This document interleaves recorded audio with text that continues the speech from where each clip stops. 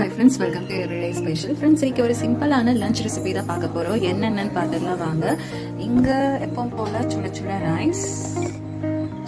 Rice, இங்கே டேஸ்டியான tomato ரசம், நல்ல டேஸ்டாக ஸ்பைசியான டொமேட்டோ ரசம், இங்கே கிறிஸ்பியான ஃபிஷ் ஃப்ரை, நல்லா கிறிஸ்பியாக தவா ஃபிஷ் ஃப்ரை பண்ணி வச்சுருக்கேன். ரசத்து கூட இந்த ஃபிஷ் ஃப்ரை வச்சு சாப்பிடும்போது செம்மையாக இருக்கும். நல்லா கிறிஸ்பியான ஃபிஷ் ஃப்ரை.